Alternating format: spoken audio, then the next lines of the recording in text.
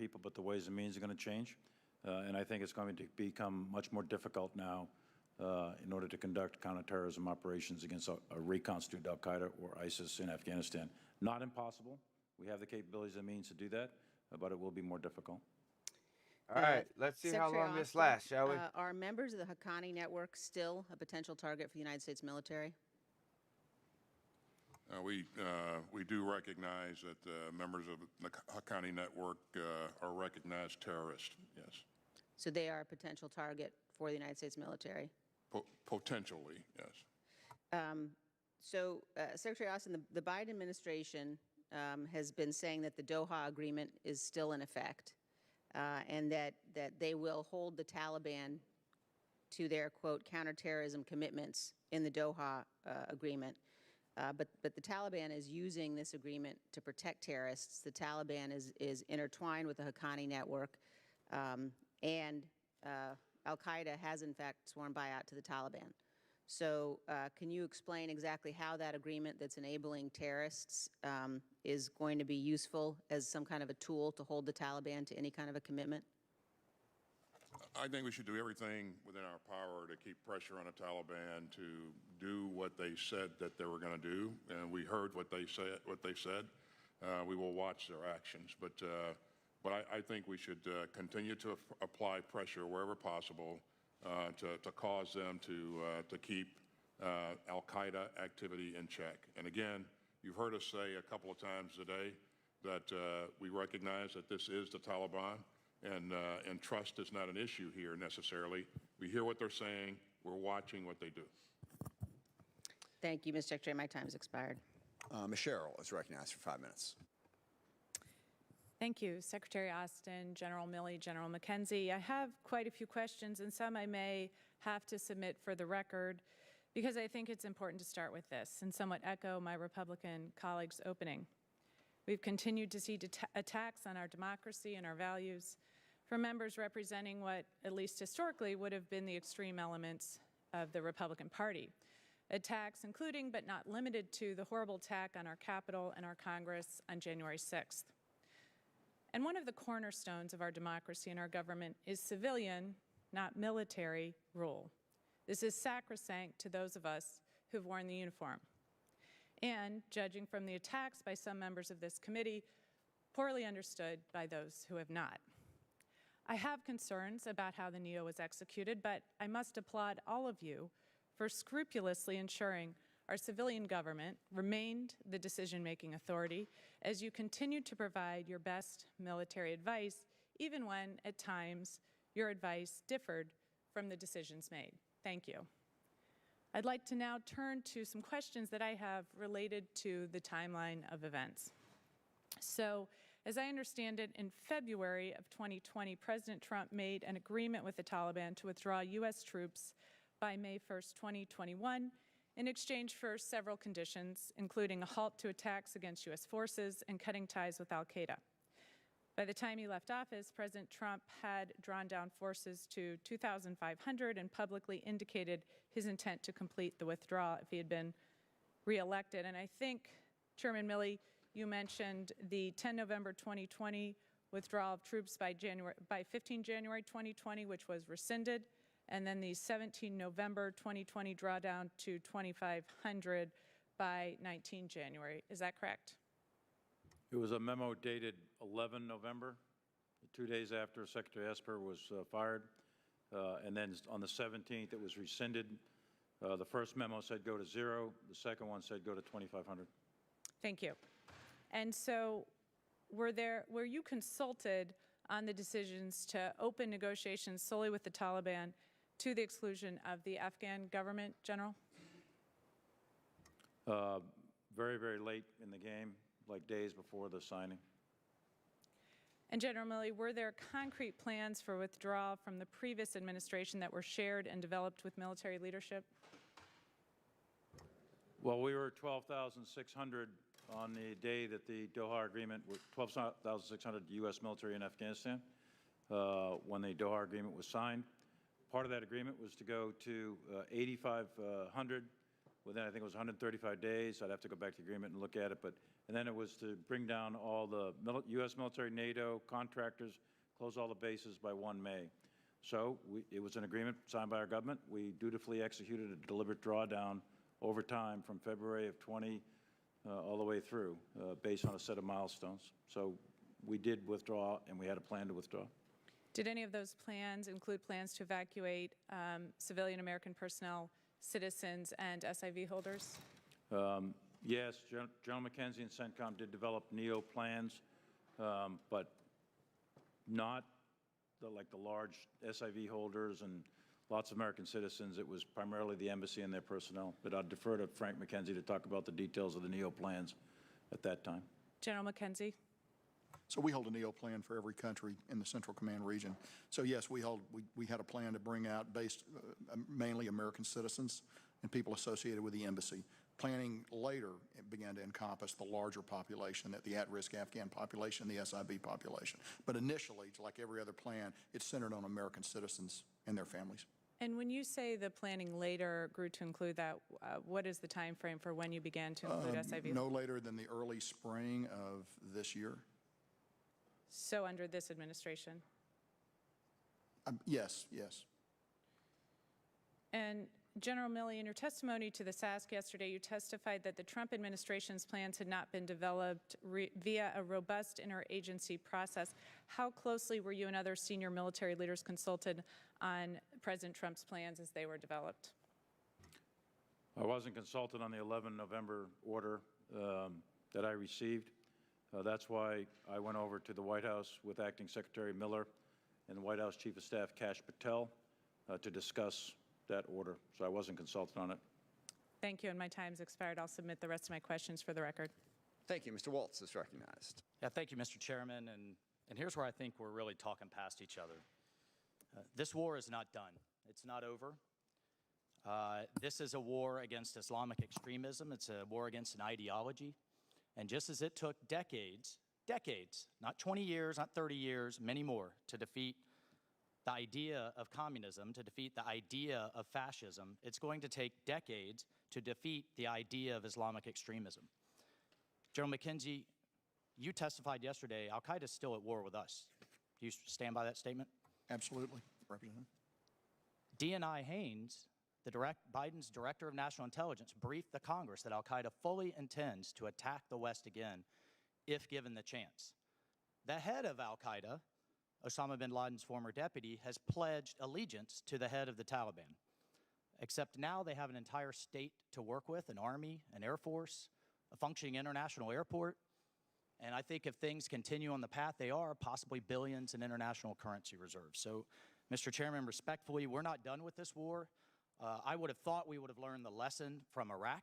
I would have thought, Mr. Secretary, you would learn the lesson from Iraq. Where we pulled out in 2011, Mr. Chairman, you issued a statement praising that pullout as ending that war, and yet we found ourselves 3 years later with soldiers going back in. So, but let's look at the situation, because I think the American people need to understand this. Here we have Iraq. We pulled out, led to the rise of the ISIS caliphate, which was obviously a morphed entity from Al-Qaeda. Look at all of the bases that we had to deal with when we went back.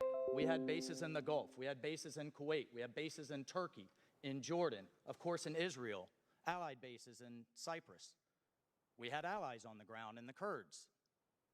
We didn't let ISIS take over the government in Baghdad and the army and all of the functions of the state.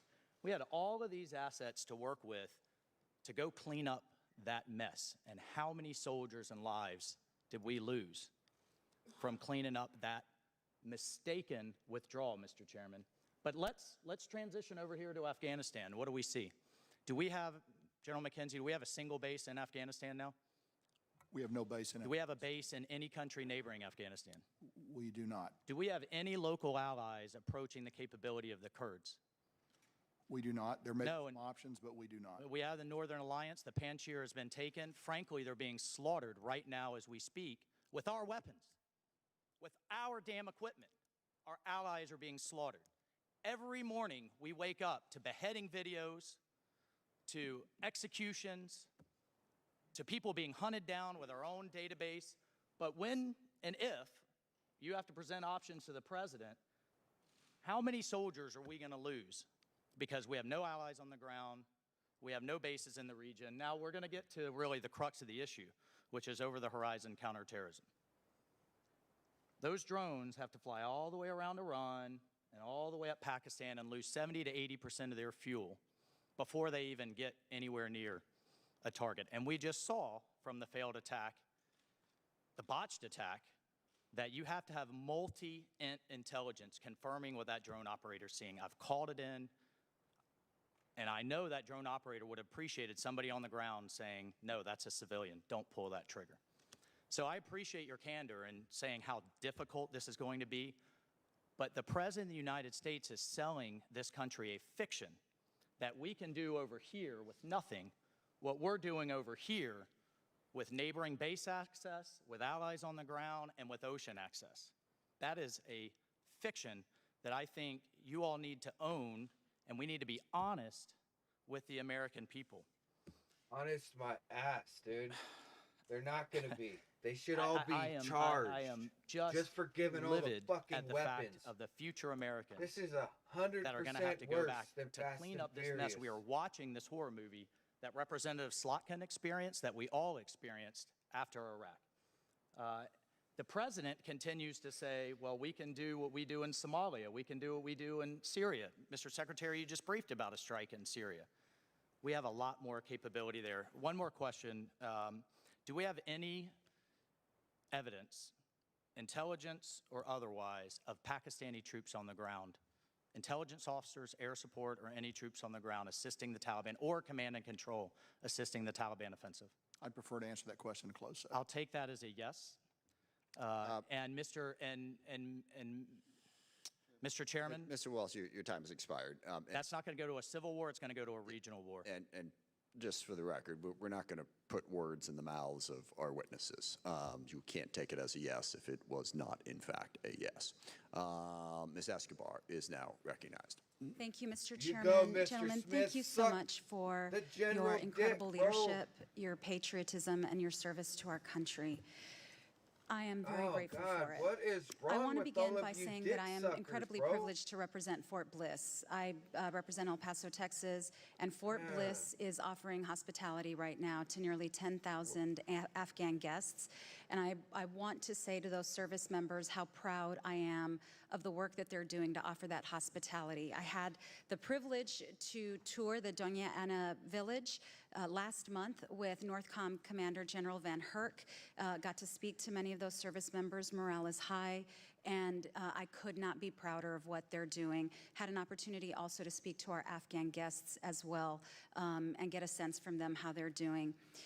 We know that the die was cast with the Doha Agreement, an agreement that former President Trump entered into with the Taliban and the Taliban alone. We have learned that it was that agreement that demoralized the Afghan army, and the Taliban moved in and began making deals with them which expedited their control.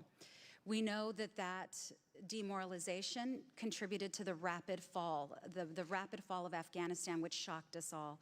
General Milley, earlier you told us that when former President Trump entered into the Doha Agreement, there was a setting out of very specific conditions that were to be met by the time of the May 1st drawdown. Is that correct? That's correct. General Milley, how many of those conditions had been met when former President Trump then announced he wanted to speed up the withdrawal from May 1st to January 15th, 2020? There was only one condition that was met. That was the condition that asked that the Taliban committed to not striking against U.S. forces and our coalition forces, which they did not do. And when President Trump announced the expedited drawdown, was he aware that 4 of the 5 conditions had not been met? I believe yes. Do you know the significance, if there is any, of the January 15th expedited drawdown date? I don't. I was handed a piece of paper and went over and talked to folks in the White House, and it was rescinded. I don't know why that particular date was picked. Okay. Have we learned or do we know Really whether think those it's announcements interesting of that expedited these withdrawal generals added are to answering or the Democrat exacerbated questions, but they're not the answering any of demoralized the nature of the Afghan Republican army? questions. I think that's really Well, the 11 November order was not announced, but the drawdown to 2,500 was. I mean, I don't know factually in the sense of we have detailed reporting, but I believe, and we'll do this in AARs, I think that was one of many contributing factors, not the only one, but one of many contributing factors to the declination of the morale of the Afghan security forces. Thank you, General Milley. You've also described the outcome of this withdrawal as a strategic failure. Can you share with us what would have been considered success for the administration, the service members and military experts who've been involved in this conflict for over we all 2 would've decades, followed Trump's and what plan. it would have taken for us to get to success? I think, my Come on, opinion you can was do it. that Look. success would have been a negotiated solution between the government of Afghanistan and the Taliban for a shared power-sharing arrangement in their government, and an end to the, civil war in that manner. I also assessed that the probability of that actually happening was low, but I did think that there was a possibility, and it wasn't zero. So a negotiated solution, I think, was probably the best way to describe a proper end to this war. I don't think that there was a military solution by us to defeat the Taliban. No, I you think gave them weapons, was my not guy. in the cards. And I didn't think at the time that if we sustained a level of effort in Afghanistan with our military, 2,500 or 3,500 in those ranges, I didn't think the Taliban could defeat the Afghan security forces. That was my assessments at the time, and I thought success meant a negotiated settlement between the government and the Taliban and have a power-sharing arrangement to end the war. Thank you, General Milley. I have about 15 seconds. Secretary Austin, has the U.S. military and Department of Defense begun to reimagine any of our existing involvements abroad to better assess risk of a fallout such as this one? Yeah, we continue to take a look at ourselves across the board and how we're. And the gentlelady's time has expired, so that'll have to be taken for the record. Mr. Johnson is recognized. Thank you, Mr. Chairman. Here There's we been a go. dispute here today about the actual words that were shared in the ABC News George Stephanopoulos interview with the president. We took the liberty of getting the full transcript. I'm going to read you the relevant excerpt and ask you a question. And, Mr. Chairman, I ask unanimous consent to enter the transcript into the record. Without objection, so ordered. So Stephanopoulos asked this, quote, "But your military advisors warned against withdrawing on this timeline. They wanted you to keep about 2,500 troops." Biden, "No, they didn't. It was split. That wasn't true. That wasn't true." Stephanopoulos, "They didn't tell you that they wanted troops to stay?" Biden, "No, Who's going to throw the president not in terms under of the whether we bus? were going to get Who's out gonna in a do it? time frame all troops. They didn't argue against that." Stephanopoulos, "So no one told, your military advisors did not tell you, quote, 'No, we should just keep 2,500 troops. It's been a stable situation for the last several years. We can do that. We can continue to do that.'" Question, Biden, "No, no one said that to me that I can recall." So, gentlemen, with all due respect, the American people deserve to know the truth in all this. They're asking us to get the truth. we'd like to So know who's here's gonna the thing. throw There's who only under three the bus. possibilities here. Either the president lied to the American people, Lied. or he legitimately cannot remember the counsel of his top military advisors in winding down the longest war in American history, or you have not been fully accurate under oath. Oh, of General course McKenzie, not. I'll They ask you, lied too, which is it? because they won't answer the question. I'm going to be very direct. I cannot share advice I give the president, and I will I not do can't that. do it. I will also tell you, though, can't that it's do been my it. consistent You position little throughout this hearing and the bitches, hearing man. yesterday that I believe the appropriate level of our forces in Afghanistan should have been 2,500.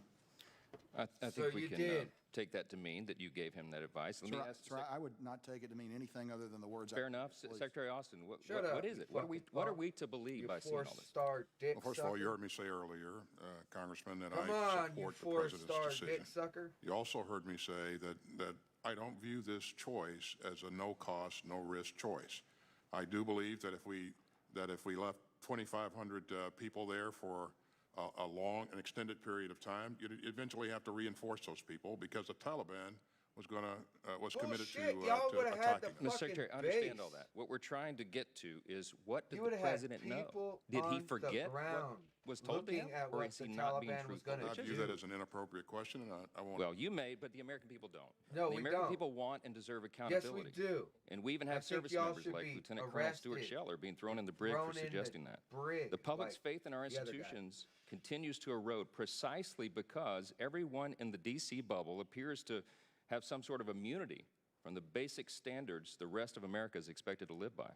This is quite clearly one of the biggest military and foreign policy blunders since our withdrawal from Vietnam. So my question for all of you is very simple. Where does the blame lie? Mr. Austin, Secretary Austin. Well, first of all, I am responsible for everything that happens, that DOD does, and it So we does a should lot. throw your ass in I jail, remain right? focused on defending this country, and you that's don't. going to be my focus for the foreseeable future. Because the minute you try to I defend the would country, remind you Biden's that going to throw you we in just jail. evacuated Or he's going to fire you. 124,000 people. I in 17 appreciate days. that you think that was a big success, evacuation, Yeah, but the blame big for the princess. disastrous withdrawal that everyone agrees was a disaster, who's to blame for that? You. I'll let the silence speak for itself. General Milley, you said earlier this month that it's possible that we would work with the Taliban to conduct strikes against ISIS-K in Afghanistan, presumably referencing our over-the-horizon Big, capabilities. strong black But today guy. you testified, Can't you answer said, quote, the questions. Taliban Must have remains a felt like he terrorist was a organization with victim ties to of al-Qaeda. racism. So are you now suggesting that the United States form some sort of strategic partnership with a terrorist organization? No, absolutely not. I'm not suggesting that at all. Could I go to your But first you- question, though? Please. Like Frank McKenzie, like General Waste McKenzie, his time. it's not our purview to share specific discussions with the president in terms of national security decision-making. But it was our opinion at the time, and it's been very consistent. And I would also tell you that this administration did, and I was part of it, Man, I got to love along the with the fact Joint that Chiefs, he a is very rigorous drowning out process. this time And this the president way he is doing. was one of the most informed decisions that you can imagine in terms of all sides of the argument. We in the military, in the Slow uniformed military, we Oh, look man, at this is the why people cost, don't the like risk, the watching force, the C-SPAN, benefit, et man, cetera, in a without narrow, commentary, focused because view. You got to fall asleep. Other decision makers have a much wider angle. I guy's appreciate lying that, out of his but mouth. what we're left with in the 9 seconds I have left is that we're supposed to believe that the president was either not informed by you of these very important factors, or he forgot it. Either one is And alarming. if he Gentleman's forgot it, time is then that expired. means and that Since the brain transcript was aneurysm's submitted for back. the record, we read through this kind the of quick. surgery didn't work. But Mr. Stephanopoulos says your top military advisors warns against withdrawing in this timeline. They wanted you to keep about 2,500 troops. No, they didn't.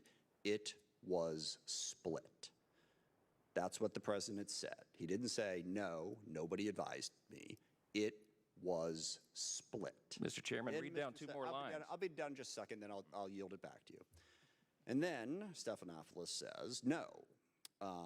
No one said we should just keep 2,500 troops. It's been a stable situation for the last several years. We can do that. We can continue to do that. No.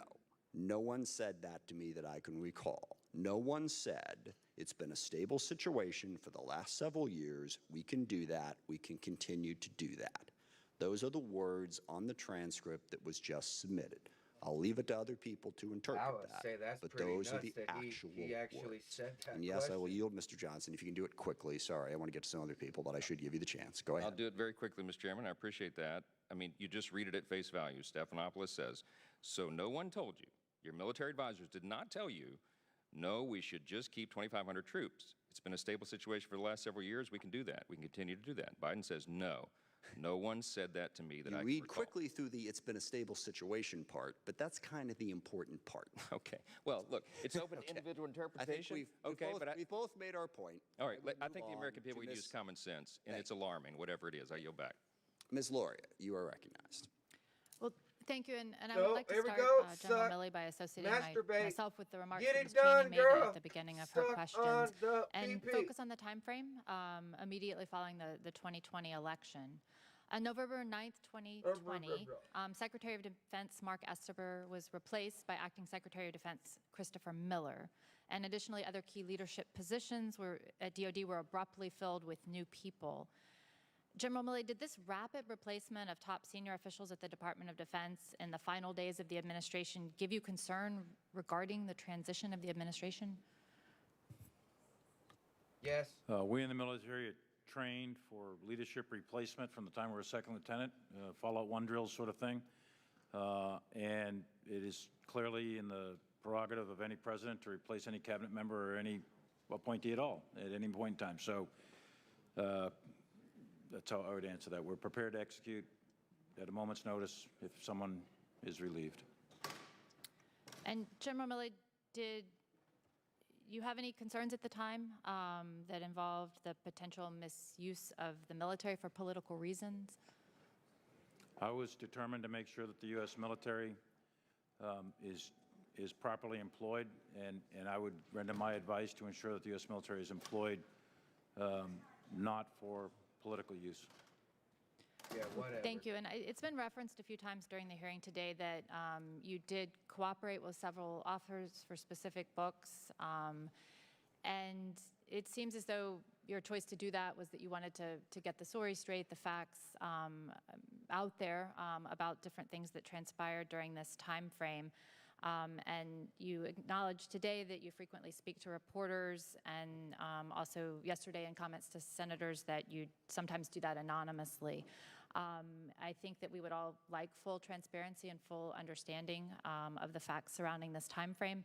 And as you know, I'm a member of the Select Committee to investigate the events surrounding January 6th. So I can speak for the committee to say that we'll be very interested to have the same level of information and be able to speak to you in the future about those topics. And I'll shift now to another topic of discussion.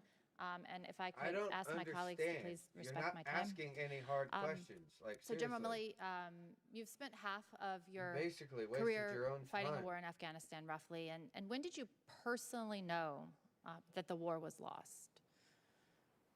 When Biden got in office? I think if you go back to 5, 6 years ago, I knew it was stalemated. Lost is a different word, but I believed it was stalemated, and I believed 5 or 6 years ago that it was unwinnable through U.S. military means for several reasons. There's a sanctuary in Pakistan that was not going to be destroyed or defeated, and that insurgencies Allow me to are say, highly if I was political general, wars to begin with.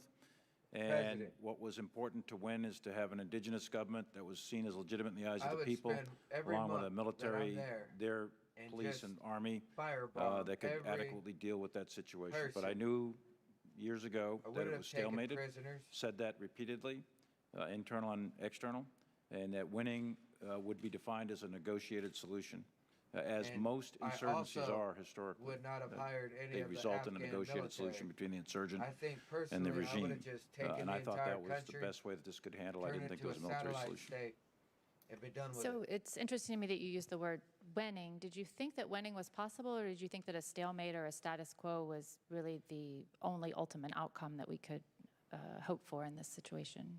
I think, as I recall, wouldn't have President Bush at the very beginning of turned this it thing into a- 20 years ago said winning would look a lot different in this war, or words to that effect.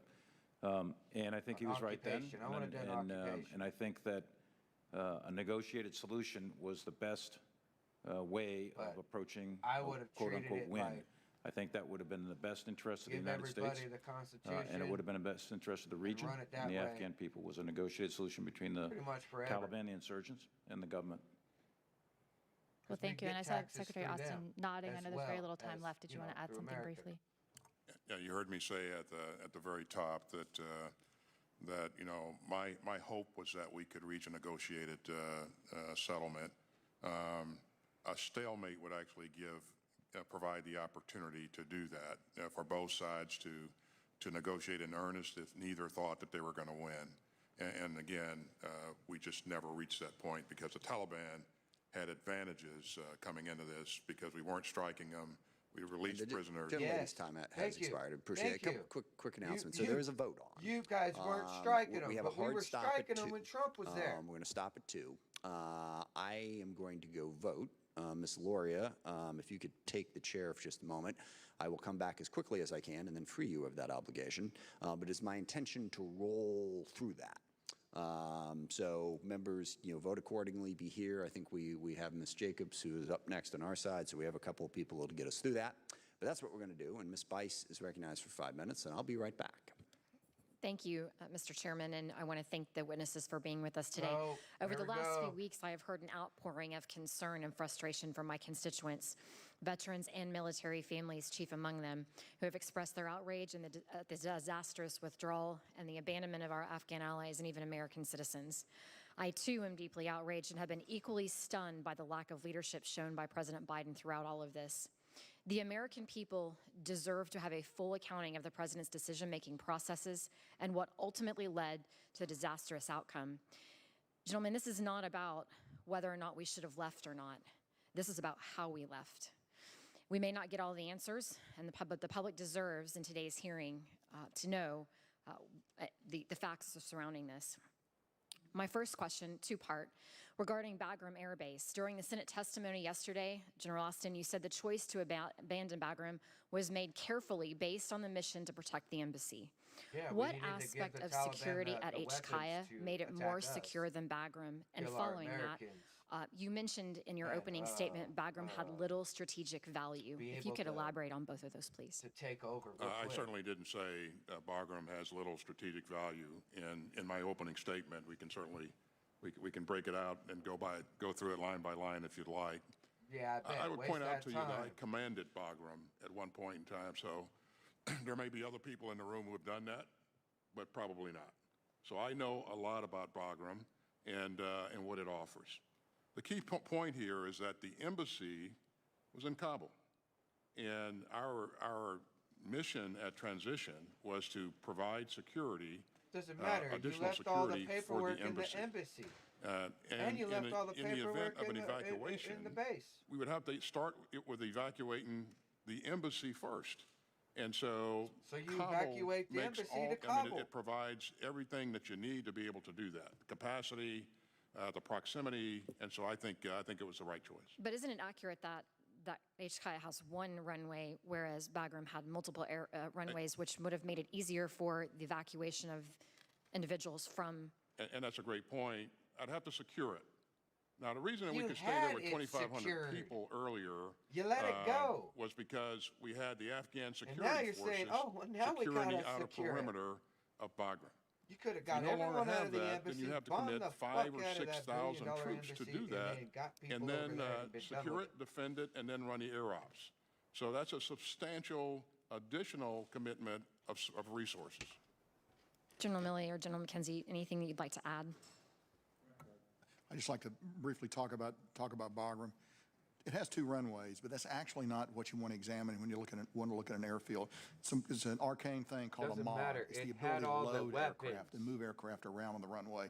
And could've HKIA had loaded better people in facilities than Bagram helicopters for that. and Additionally, jets, as the Secretary noted, the simple airplanes. distance from where the people are had to be a planning factor. And sent And them last, of out. course, we're under direction to go to zero, While you unloaded 650 to secure the embassy. set So Bagram was bombs not an option to under go those off. circumstances.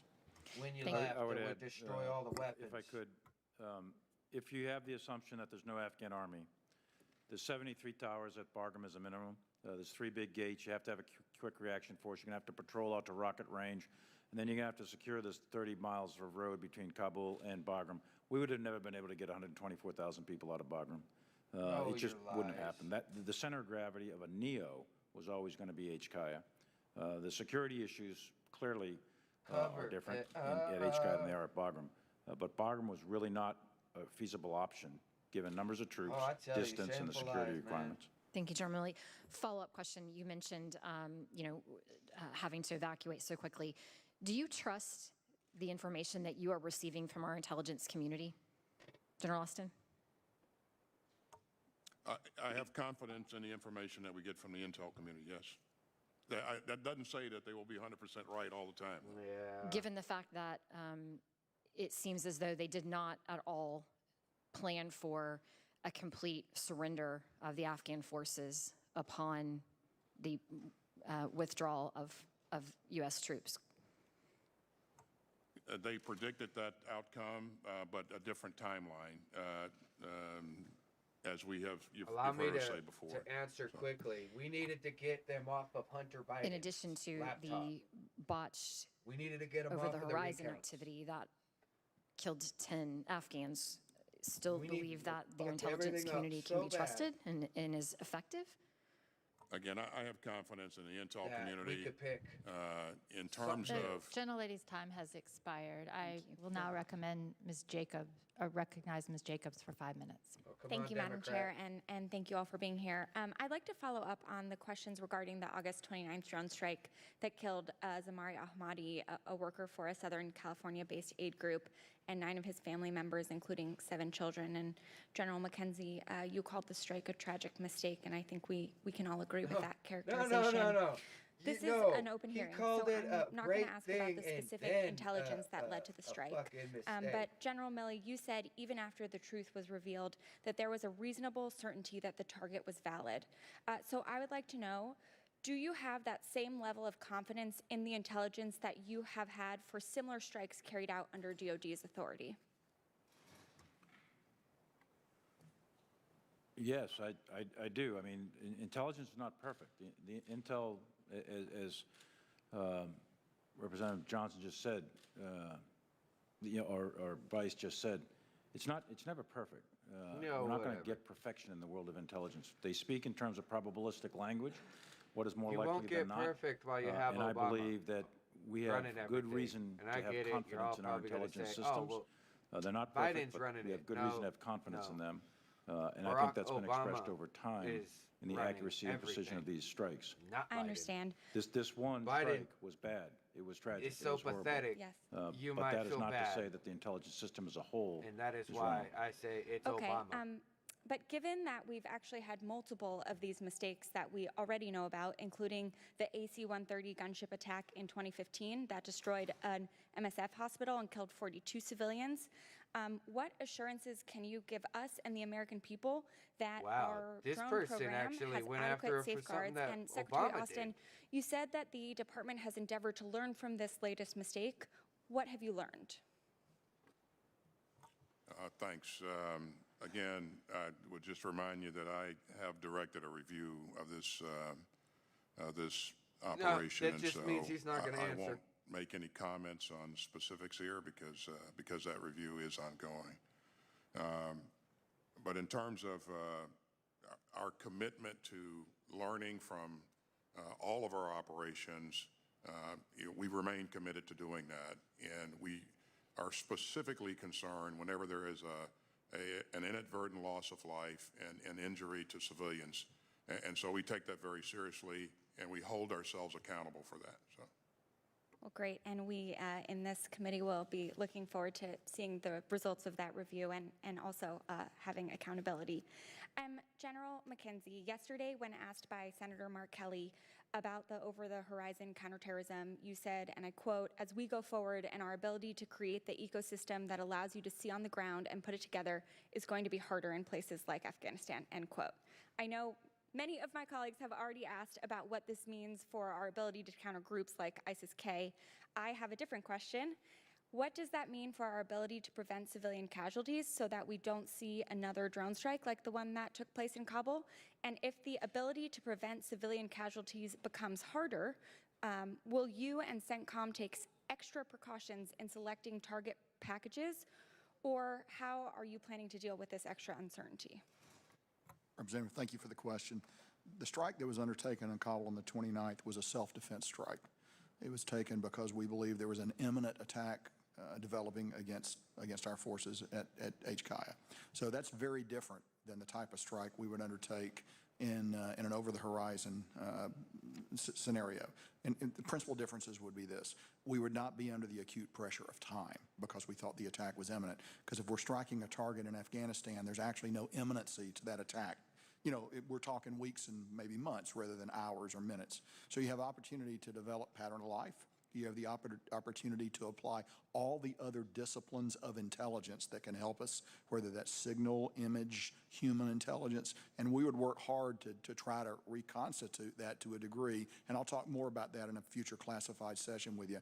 But it would be wrong to believe that the strike in Kabul, which I've acknowledged went badly wrong, is the prototype that we would employ for past or future over-the-horizon strikes.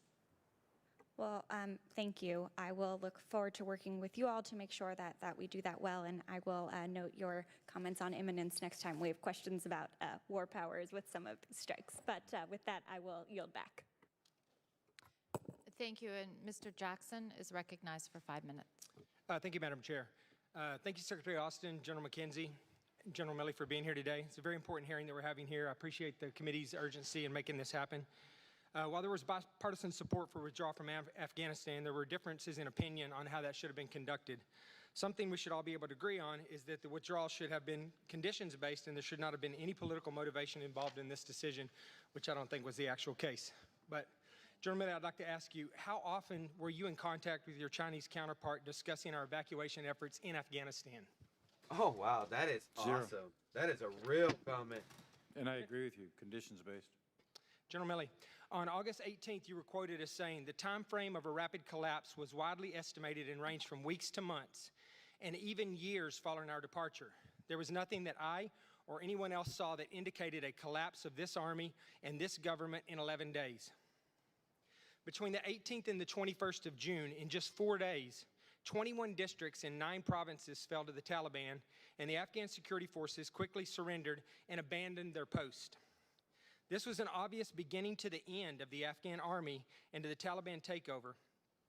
General Milley, what were you doing during this time frame? Before you answer that question, let me tell you, you were just 2 days prior to when these provinces fell, you were here in our committee on June 23rd. You sat before this committee and you listed some of your concerns that we talked in depth about. One was defending critical race theory in the military, telling us you want to understand white rage, telling us how offended you were to be labeled as woke. Thank you. And worrying about what caused American civilians to enter the Capitol on January 6th. I submit to you that perhaps we would not have had 13 service members and hundreds of Afghans killed, 18 service members wounded, and countless U.S. citizens abandoned and left as Taliban hostages if you had been more focused on your duty to this country instead of defending and pandering to the Biden administration's woke social experiment with the United States military, doing book interviews, and colluding with Chinese military officials. Yesterday, Senator Cotton asked you why you haven't resigned, and you said you were not going to resign just because the president didn't take your advice. Well, I submit to you, sir, that you should resign because of your dereliction of duty to this country and your inability to do your job and protect this country. It has become abundantly clear that the American people have completely lost confidence in your ability to do your job. General Milley, will you now resign? No. I serve at the pleasure of the president, Mr. Jackson. Yeah, you serve at the pleasure of the president, Dick, bro. You a bitch. Thank you. And just all for the of record, you, all on that three date of you in are question, cunts. what Chairman Milley was doing is he was appearing before this committee at our request and answering the questions that we asked him. And I appreciate his you willingness Democrat, and the shut willingness up. of all the leadership to appear before us. That is an incredibly important part of their job, Yes, I and I don't want to leave any of you with the impression that we don't want you to do it, just because of questions like that. Mr. Cayley is recognized for 5 minutes. Mahalo, Mr. Chairman. Aloha, Secretary Austin, Chairman Milley, General McKenzie. Mahalo for your testimony and taking the time to be here today. As someone who has also worn a uniform, still wears a uniform, I'm very appreciative of your service. And having first deployed to Operation Enduring Freedom in 2005, I am glad the U.S. involvement in the war is over. I support the President's decision. However, I'm concerned that the accelerated withdrawal, the strategic failure and fall of Afghanistan to the Taliban has damaged U.S. credibility with our allies and partners. As a former C-17 mission commander, I will never forget those images that I saw early in the morning of 15 August from Kabul, where total chaos at HKIA and Afghans falling out of the sky, desperate to flee the country. So I think my testimony, my question was focused on Secretary Austin's testimony, and it's really on the NEO operation that my colleagues, Rep. Crow and had referred to. And so, Secretary Austin, in your testimony, you stated that military planners had crafted a number of evacuation scenarios. In mid-May, you had ordered CENTCOM to make preparations for a potential NEO, and that on the 10th of August, there was another NEO tabletop. When did the State Department actually call for the NEO? I believe it was on the 14th, Congressman. Okay. 14th of August. On the 14th of August, the State Department called for the NEO.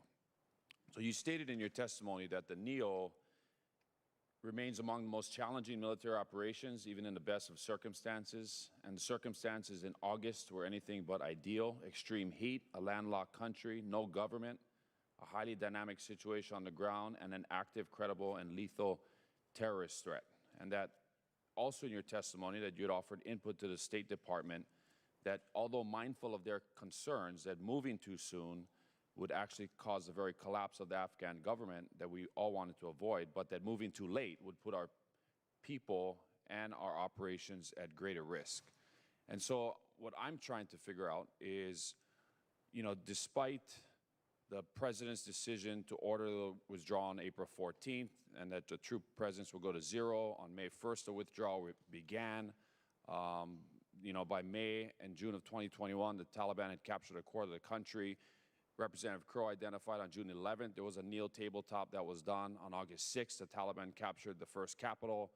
On August 10th, we did a tabletop. Why were we doing a tabletop on August 10th when the Taliban was rapidly advancing to Kabul?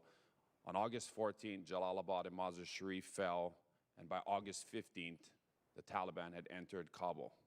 So that's what I'm trying to figure out, Secretary Austin, is why did we wait?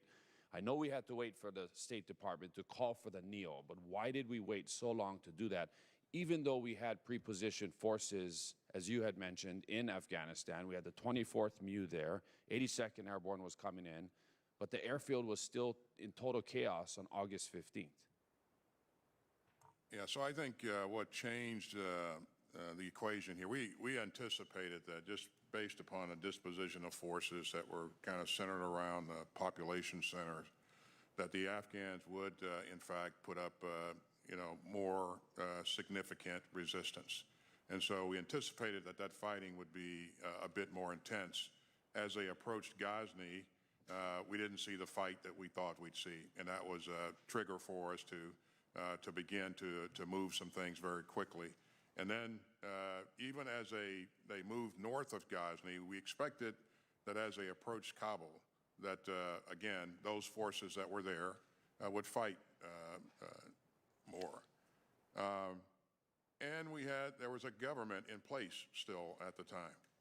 But with the government collapsing and leaving, and that precipitated the evaporation of the security forces, and that really panicked the people. And so what you saw on that first day was a result of that panic. Should the NEO operation have commenced sooner than April 14th?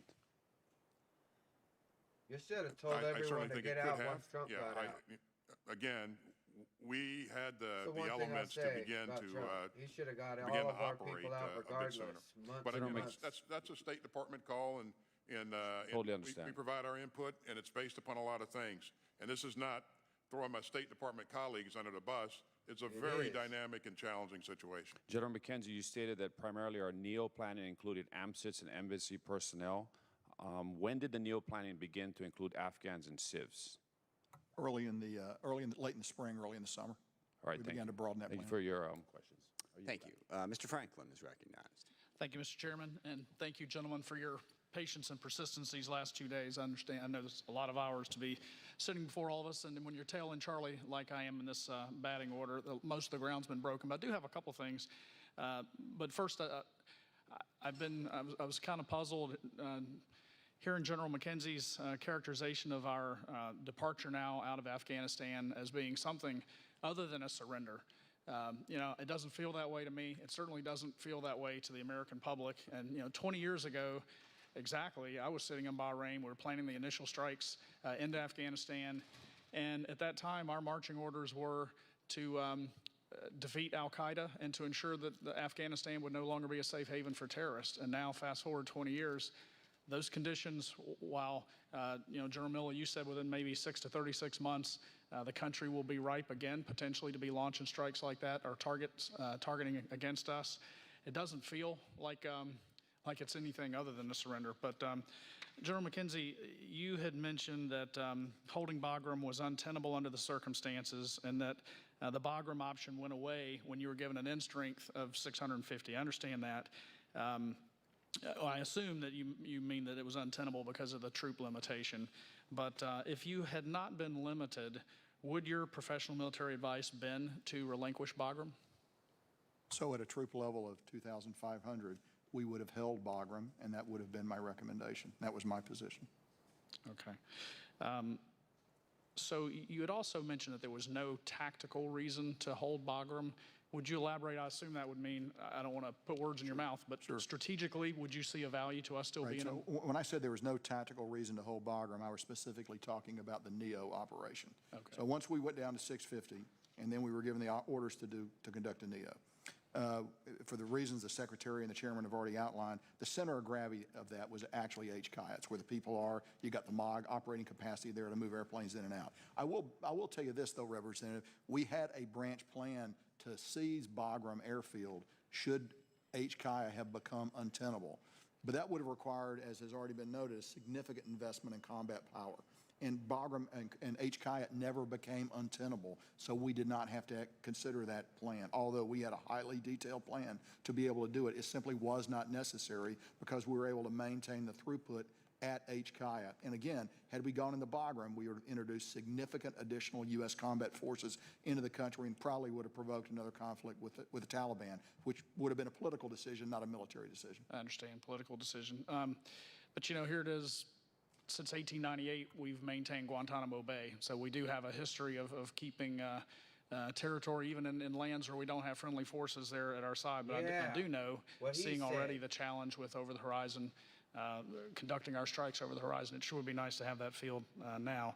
Secretary Austin, I just want to wholeheartedly agree with Chairman Smith's comment earlier that we make the decisions in the world that we live in, and we don't have the luxury of having the magic wand. I get that, and that's the world you all face every day.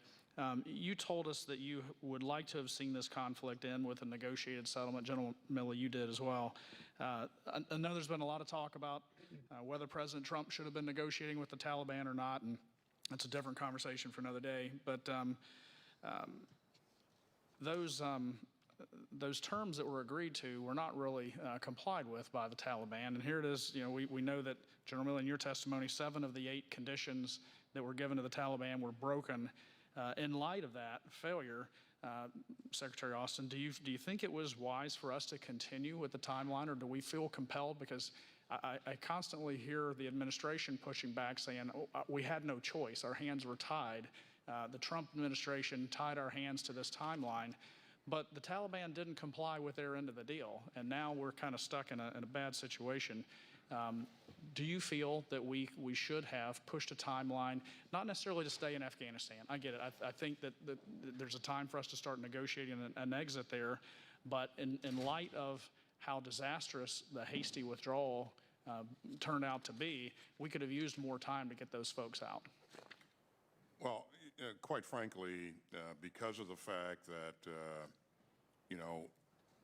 for a year we weren't striking the Taliban, they were increasing in combat power. We released 5,000 prisoners, which kind of regenerated combat power for them.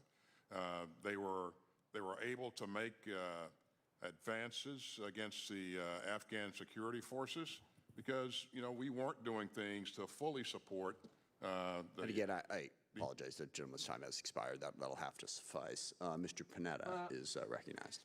Thank you. I appreciate this hearing, Mr. Chair, and good afternoon, and thank you, gentlemen. Thank you for being here. Thank you for your service, not just in Operation Enduring Freedom, but throughout your career service to our great nation. As an American, as a veteran of OEF, I want to thank you for continuing to remind the American public not to reduce the service of 800,000 men and women who served in Afghanistan down to a 2-week chaotic withdrawal, not to reduce the sacrifice of the 2,461 men and women down to a single photo of a C-17 on the Kabul tarmac. But as you know, and as an American, as a veteran, and as a representative, it is my duty to ask questions. And let me tell you, my constituents are asking a lot of questions. And I think the problem with the withdrawal is that it's left more questions than answers. With the withdrawal, we ended our involvement with the war in Afghanistan, but we still have the war on terror. We withdrew our troops, but will we have to go in?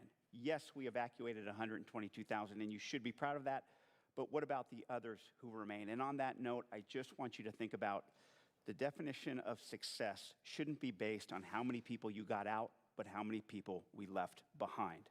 And so what I'm hearing is a lot of frustration from my constituents who have family members there in Afghanistan who literally have nobody to turn to get out when it comes to on the ground.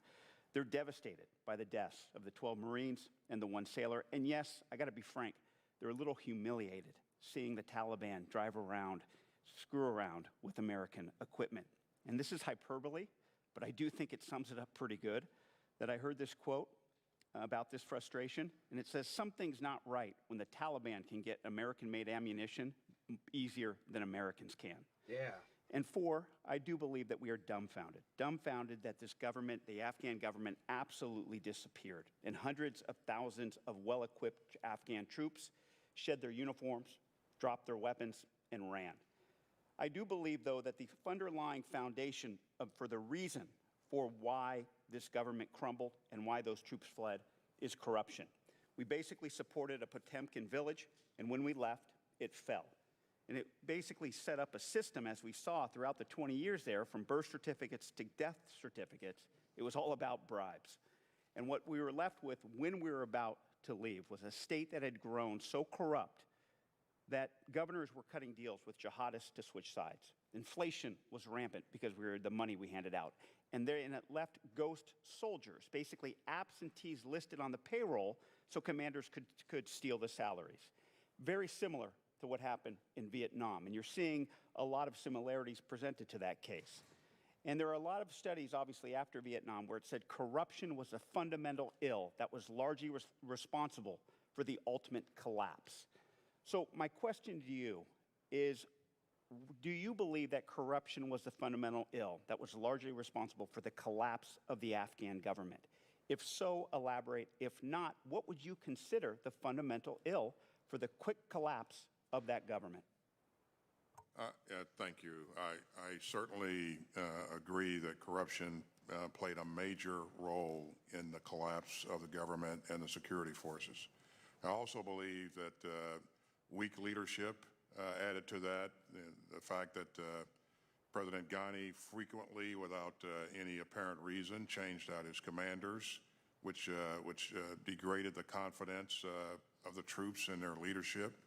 So I think and then I believe also that the Doha Agreement had a significant negative effect on the morale of the military. And so I think there's a combination of a number of things that came together to create these effects. But I certainly agree that corruption was central to this issue. General? Absolutely, and I'd even take it one level higher. I think it's about the legitimacy of the government in the eyes of the people, in the eyes of its military. And I think that corruption is one of the contributing factors to delegitimize. It's my observation that, again, I have to gather all the facts, but I think at the village level, the government of Afghanistan was looked at as parasitic as opposed to supportive, with the exception possibly of the Afghan army itself. But the government, the local officials, the police forces, et cetera, were clearly delegitimized in the eyes of the people, and that, I think, was a major contributing factor to the dissolution of the government and the army and the collapse of the whole thing in a very, very rapid period of time. Thank you again. I yield back my time. Thank you, Mr. Chairman. Thank you. Okay, we've got quickly, we're going to do Mr. Fallon, then Mr. Horsford, and then we are going to be done. Mr. Fallon, you are recognized. Thank you, Mr. Chair. Yeah. During this hearing, let's hear more of the virtue of courage. sucking. was Where's used the to describe arguing? Where's the the current president? slamming of And I these think that's people? misplaced. I think the virtue of courage should be attributed to the 2,461 troops that we lost, that gave everything, the 20,698 that were maimed and injured and wounded, and the 800,000 that served. I'm a little perplexed, and thank you for being here. I wanted to clear something up. During the testimony, General McKenzie, you were asked when you knew that the drone strike on August 29th had gone tragically wrong, and if, correct me, just yes or no, you said about 5 or 6 hours later you learned that. Is that correct? That's when we learned that civilians had been killed. Okay, and so it went wrong. No, I did not say that. Okay. I said that's when we learned that civilians had been killed. We still Would you don't know have if we had considered hit that target. 5 or 6 hours later a righteous strike? We took that strike based on the belief that the vehicle was going to be used in an attack against us. So we knew that people that should have been killed were killed 5 or 6 hours after, yes? We knew that that probably people that were not involved Okay. in an attack. All right, thank you. Took us a little Okay. longer to Thank you. learn the Thank rest you. of the story. Agreed. Secretary No, Austin, you guys same. just You wanted learned to about 5 or kill 6 them, hours that's after all. that. People that should have been killed were killed. Well, I learned from General McKenzie's reporting that there was collateral damage. Okay, And thank you. whenever that happens, we investigate. Okay. And then Yeah, but General you guys Milley, have to on September investigate 1st, 3 days yourself. later, you described it as a You righteous guys strike. still People call that it a were not righteous supposed to be killed strike. were killed, and you described it as a righteous strike. Who's Yeah, if going to go hold back and you look at the accountable? full No quote, one. What I said was we followed the procedures. You don't hold I yourselves had every accountable. reason to believe that, that we followed our procedures at that point in time. We knew that there were civilians killed. We knew there were non-combatants and there was collateral damage. Yes, you said were others killed? Yes. Yes. Who were they? We don't know. We're trying to sort That's through all exactly that. right. But That's it's a exactly what I righteous said, strike. and that's right. So And because I believed. Kill people we shouldn't have, but it was a righteous strike. I believe that the target that we were aiming And I, at. sir, and I I believe the apologize. target Thank we were you. aiming Thank at you. was. Okay, hit. I have 3 more minutes. Thank you. Now, General Milley, you served under both President Trump and Biden. Correct. Okay. I've spoken with former Secretary of State Pompeo, had a very extensive conversation with former National Director of Intelligence John Ratcliffe. And what was the general sentiment of senior advisors? If conditions weren't met, what would happen in Afghanistan? How long the Afghan army and government would last? You recall that? Yeah, I would imagine you were sitting in on those meetings. I'm not sure I'm understanding the question. If Okay. conditions are not met. The conditions aren't met and we withdraw, how long is the Afghan government going to last? Back then. I'm not going to speak for them. I'll speak for myself. But yeah, please do, because I So know what they told me. I'm on record having said that if we go to zero, that there's a high probability of the government and the Afghan army collapsing. In terms of time, I put that at between 1 and 3 years at the time I wrote this stuff back in a year ago in the fall of 2020. So that's interesting that you say that, because when I talked to both Mr. Pompeo and Mr. Ratcliffe, they told me that there was unanimity. Even President Trump said if conditions are not met, that the Afghan army and government would collapse within weeks, and the longest they heard maybe a month or 2 is what they gave me. Because I was just surprised that, because Secretary Austin said in his remarks today that the fact that the Afghan army, we and our partners trained, simply melted away in many cases was a shock. John Ratcliffe told me he told his successor that they were going to collapse instantaneously if those conditions weren't met. They were going to evaporate.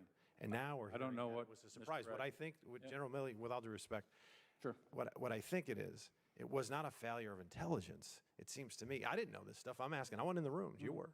That it was a failure to heed that intelligence and act accordingly. I can Now- show you the intelligence reports that were produced under Mr. Ratcliffe Thank you, and all and I the way through appreciate the that. current I time. have 50 seconds left, so I appreciate that. Thank you. All right, so we got 5,000 bad guys in Bagram and jail at Bagram, right? Am I right, General McKenzie? And then we go down to 650. We can't hold it, so we split. But around July 1st, I think we left. 12th. July 12th, and it fell August 15th, correct? And they got out then? 16th. Right around. August 16th, and then we have an attack on our troops a couple weeks later.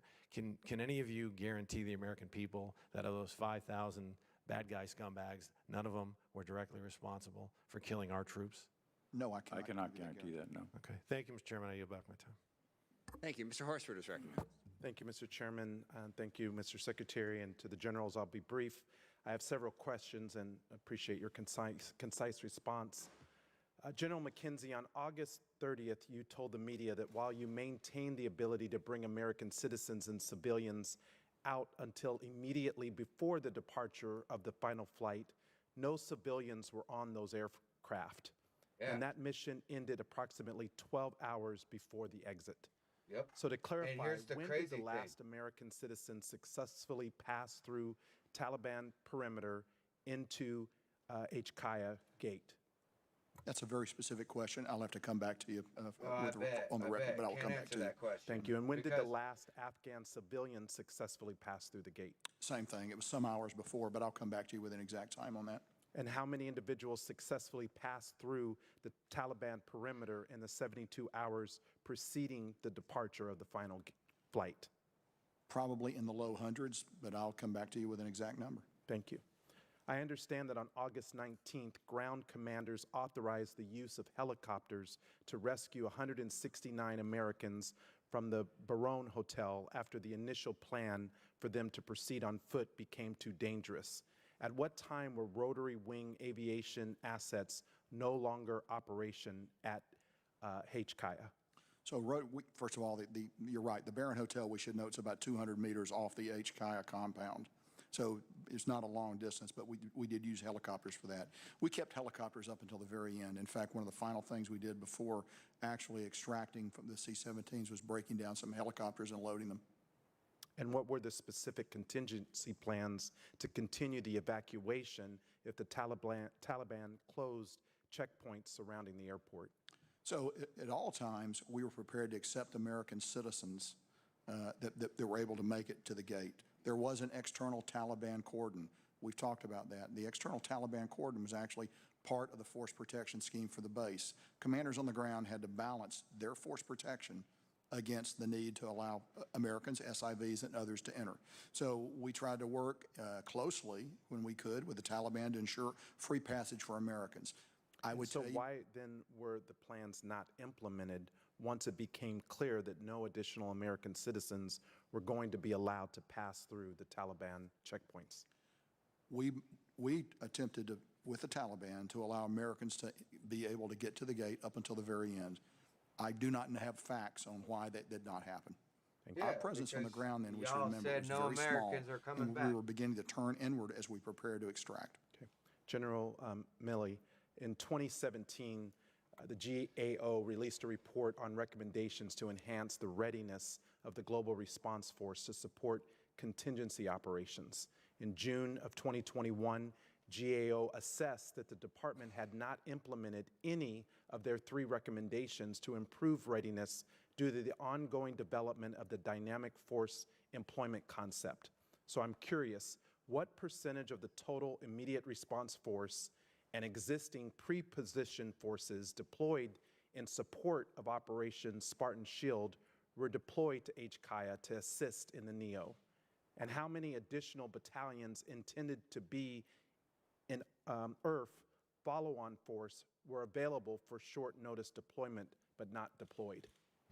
We had, and Frank can correct me to 100% here in a minute, but we had 2 battalions, the MU, and another Marine battalion pre-positioned in the Middle East, along with an Army infantry battalion pre-positioned in the Middle East. And there was a battalion already on the ground. So that's 4. Plus, we alerted on the Secretary's order, marshaled and deployed the IRF and the GRF, which is a brigade of the 82nd Airborne Division, very, very rapidly. And we had 6,000 troops at HKIA very, very rapidly. I think we far exceeded any of the standards that are published for the GRF or the IRF. In addition to that, we had a variety of high-end special operations forces that alerted, marshaled, and deployed extraordinarily rapidly. So we easily met any kind of rapid deployment standards, and we exceeded them. Thank you, gentlemen, for your service to our military men and women and to our veterans who've served over the 20 years during fix all this crap, and they longest war in history, U.S. history. Thank you, Mr. Chairman. I yield back. Thank you, and thank you, gentlemen, for your testimony today. And I know certainly it was a contentious hearing, but it is enormously important that we have the opportunity to have these conversations. I do not in any way support some of the comments that some of my colleagues made or the way they chose to conduct themselves. Of course not. But that is a small price to pay for the transparency that we need like to allow the committee to do its job. Out of I appreciate you being willing to do that and giving us the opportunity to have this discussion, and we will certainly continue to discuss the situation in South Asia as we go forward. Appreciate your testimony. Mr. Rogers, anything for the good of the order? Mr. Rogers? Yeah, Mr. Chairman, the one thing I would like to ask is that as soon as practical, that we do have the classified hearing on the over-the-horizon capabilities, because as I've spoken individually with all 3 of these gentlemen, I'm very concerned about our counterterrorism capabilities and how we're going to address that. Of course. We will have multiple classified hearings on that subject, because that's going to be an ongoing topic. But yes, it is something we need to do soon. Thank you. Again, anything going to happen? No.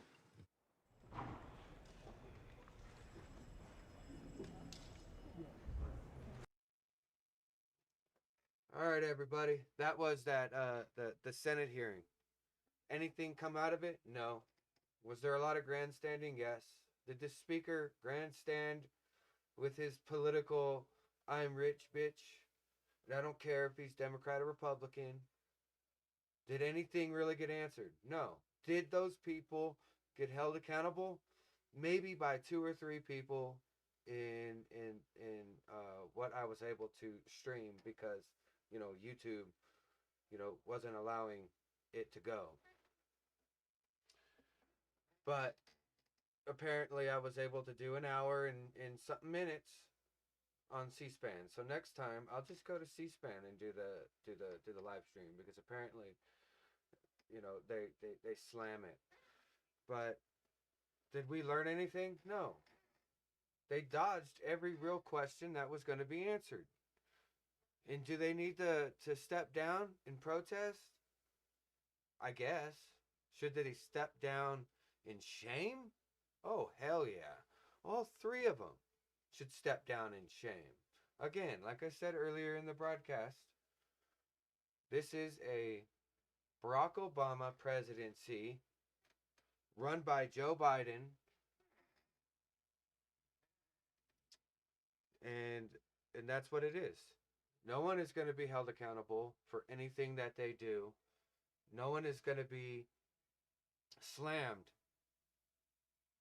because they're gonna put it on everything else. They had plenty of time to pull out when Biden got in office, before the deadline. And they started doing the pull out a week or 2 after the deadline. And if that is something that is cool, because if this was Trump, the Democrats would be screaming for the impeachments. But no, this is a Democrat president, and people like that dude in the green, Milley, will sit there and betray our country, talk to China, and betray our nation. But when it comes to having a Democrat in office, he wants to keep that job. So why didn't he do the exact same thing when Trump was in office? I have no idea. And these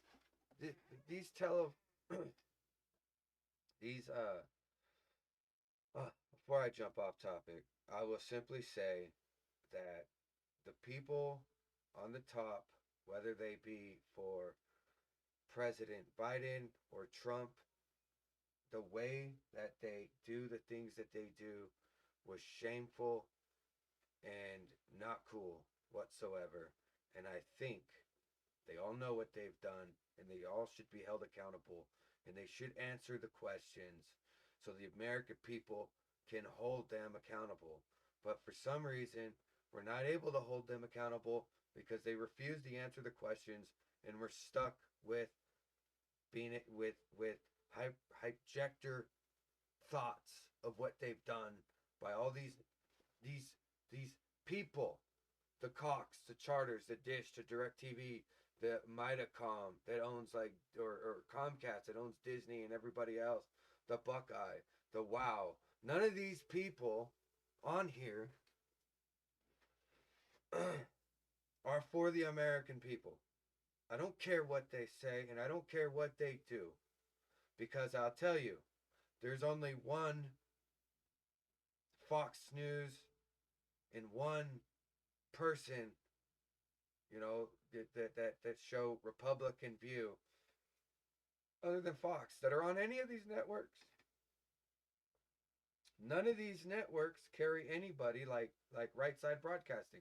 They're not carried on these channels, or these DirecTV doesn't have Right Side Broadcasting. And you can't say, oh, well, they got to pay a subscription. No. They got to pay a subscription. But you also got to have a boatload of people to tell Cox to let them in. Because if you remember, they were going to get rid of the Daily Show, like you were going to get rid of Comedy Central on some of these channels. And you had that dude from the Daily Network or whatever, come out begging them to tell these people to keep us on. So again, we will not get any of the privilege of knowing what the hell happened because they're not held to answer, even though they are held to answer. It was said yesterday that they were held to answer, but now they won't. You know, I wish we could have the same scrutiny that these crackhead Democrats had when Trump was in office, and they're still going after Trump, and he's not in office. But I wish we could still have it, but we can't.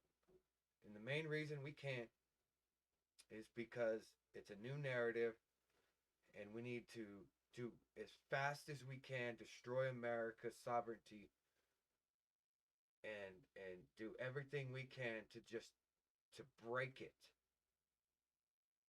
And I think that is very sad. I think it's messed up, and it's not right. Regardless of what anybody wants to say or how anybody wants to look at it, this was wrong. This was shameful. And this hearing was a waste of the taxpayers' money because no one answered any of the damn questions. Not one person answered the questions. Not one person did anything. Maybe Matt Gaetz. I mean, sure, he asked a few good questions, but they didn't answer. So what did he do? He went and started berating them. Fine. That's a highlight. But you should have answered the real fucking questions. Like, why are you still in office when you put all your shit in the book for this other dude? Well, the book you say you didn't read. So why did you give him the answers? If this guy is so incredible, why in the world did you even answer questions for him? These are things that should have been answered. And these are things, this is why we have too many people that are in power right now, sitting in the government right now, okay, that don't care. And nothing anyone is going to tell me is going to make a lick of difference, because everything that we have in Congress right now is held up by a pansy ass administration. And don't get me wrong, I have my anger towards Trump when it comes to where he had 4 years to go after the media to tell them to stop lying to the American people, when he could have defunded some of these medias that take our money to lie to us, like those radio stations like NPR. He could have told CNN and all those people that you guys are no longer going to get any subsidies because you guys are race baiting America for the last 4 years. He could have, I believe he stopped the Hollywood bailout, but I don't know. No idea. If rules for thee but not for me, he could have stopped Facebook from sanctioning people and said, freedom of speech is freedom of speech, and if you can't do it, then we're going to charge you more money, or we're going to fine you for each time you suspend somebody for no reason. He could have did things like that. Because if they sit there and say, well, we got freedom of speech. No, your company does not have freedom of speech because we, the people, don't have freedom of speech on your goddamn country. Your Facebook or your Twitters. If the American people can't say what they want, then you don't. If the American people have to sit there and suffer because you will allow the Taliban on Twitter to say killing people and doing stupid things, but when we show disdain towards it, you ban us. That's why I'm on Getter now. I haven't been banned on Getter once. And I got it in the description, so hopefully you guys will join and follow. And join me on my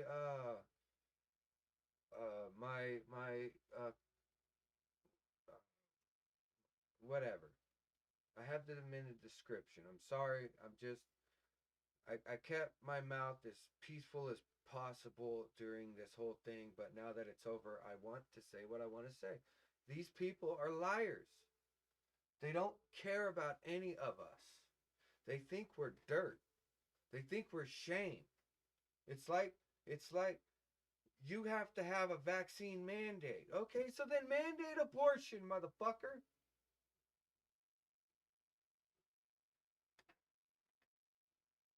You have turned mandates, Congress, presidents, the House, you guys have turned mandates into law. Where all you got to do is sign it on a piece of paper. So then why the fuck do we got Congress? Why is it okay for Congress to get paid, but the American people that are affected by your guys' bullshit is not? Back in Obama, the Speaker of the House, that chick said, if you want to read the bill, you have to pass the bill. That was one of the stupidest fucking things I ever heard. And then they passed it at night while everybody was asleep. These people it fills with the lockdowns that they are holding. And you Democrat states are allowing this to happen. So when you sit there and you make it look like I should feel bad for you Democrats out there, I don't. I think whatever y'all do to your states is going to hold true for your states, and you think that should be law because you guys are able to pass it through your Democrat states? That's bullshit. I think that the California re-election was a good thing. Do I like the way it went? No. Why? Because it just shows me more that the Democrats run everything in that state. So there's no fucking way they're going to lose it. Unless you drum them the fuck out.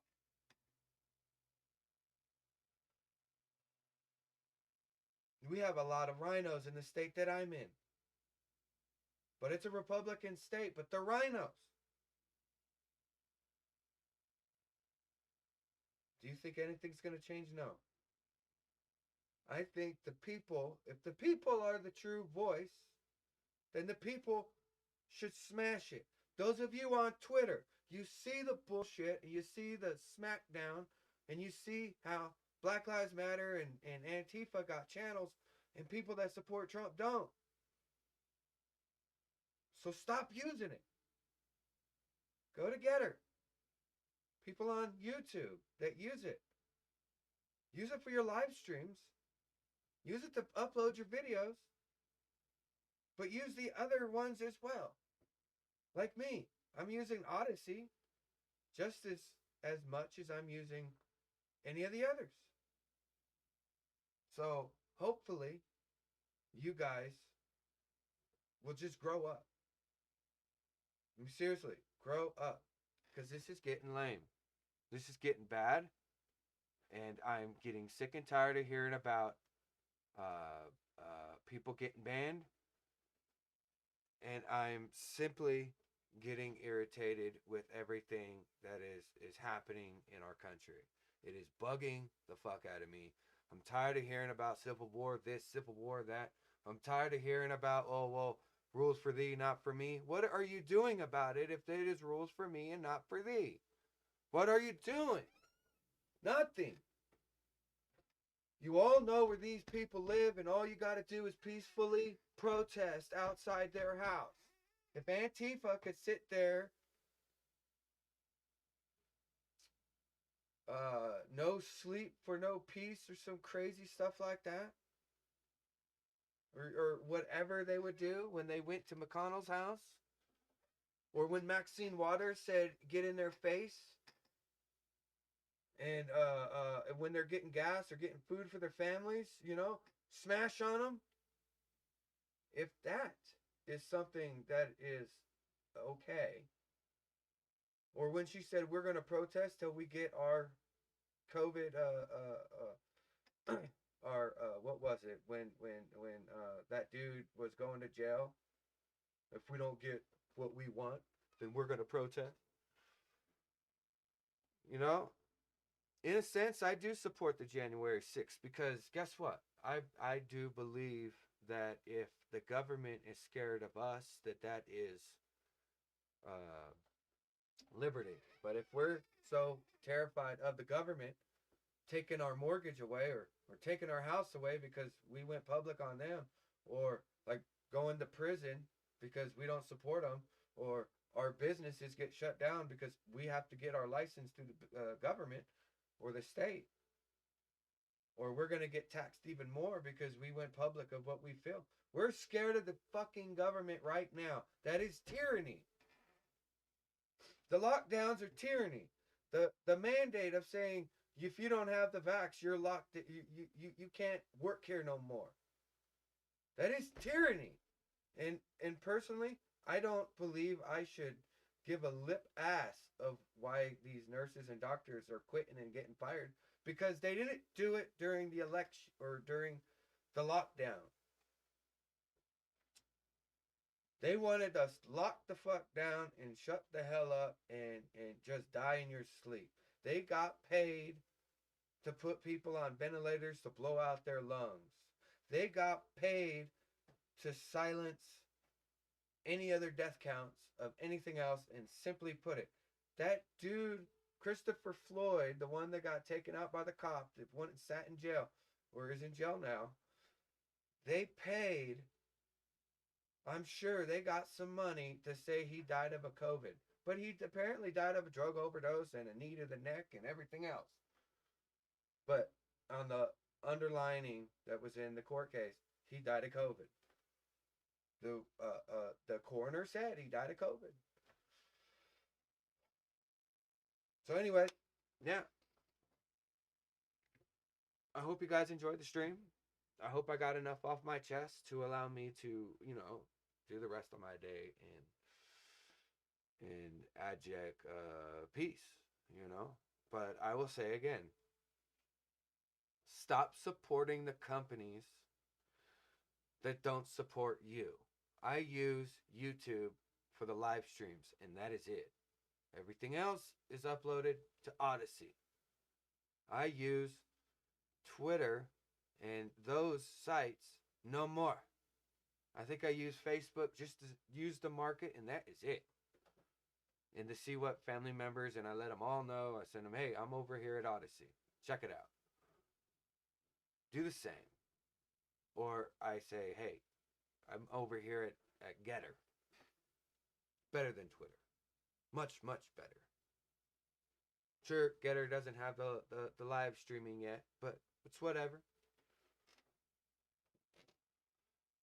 When it comes to Google, I stopped using Google. I took it off all my computers. I got rid of it on my phones, and now I only use Brave. Why? Because I can use Brave to watch videos, and you know what it does? It stops the commercials. And therefore, I don't have to pay for this description to get rid of the commercials. That's it. And I let everybody that I watch, hey, join Odyssey, my guy. I'm tired of giving YouTube the satisfaction of me watching your videos. Go to Odyssey, bro. Go to Odyssey. And you know what? The majority of them are all on Odyssey. Tim Pool, Odyssey. Mr. Obvious, Odyssey. Nick Rekieta, other than the live streams, Odyssey.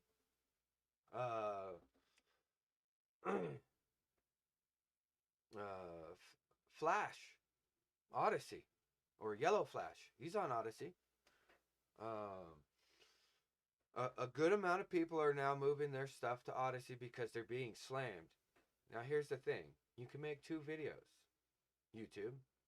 People. Those that I have announced. You can make 2 sets of videos.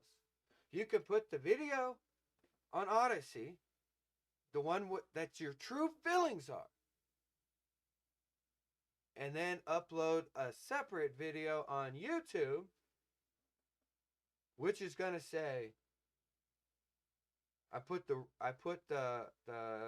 real video on Odyssey. This is the YouTube standard, you know, or you can just do a little bit of a 4-minute thing like Dabu, where Dabu basically does a 30-second video and then says he'll do a live stream on it on this, or he'll do a 1.5 minute video and then he'll do it the whole video over on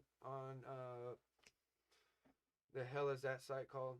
And it's sad because I just said it. But anyways, I'm just saying, we need to stop allowing these people. If every single person decided to spend 1 day or 3 days or a week and stop watching and uploading on YouTube, YouTube would slam to the ground and they would go back to allowing us to say what we want. Because we are the ones that do it. So I do not put any of my videos unless I am trying to live stream on it, and even then it's a pain. So I hope that you all had fun. I didn't actually get anything in the comment stream, which is fine. You know, I don't really do very many live streams because I'm always getting slammed. But, you know, I actually enjoyed it, you know, letting them talk and spoofing them. So hopefully the next one will be a little better and I'll get more people watching and then we can share.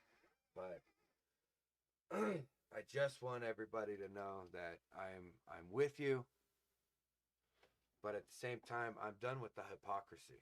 I'm done with it. There are other channels, there are other things, and there are other devices to use. YouTube is good for live streaming and hopefully not getting cut off. That is it.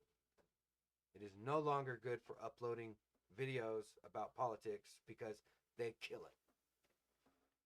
And all these little networks here that I've left on the screen, they're the problem as well. Because all these people right here, they helped and they're helping destroy our country.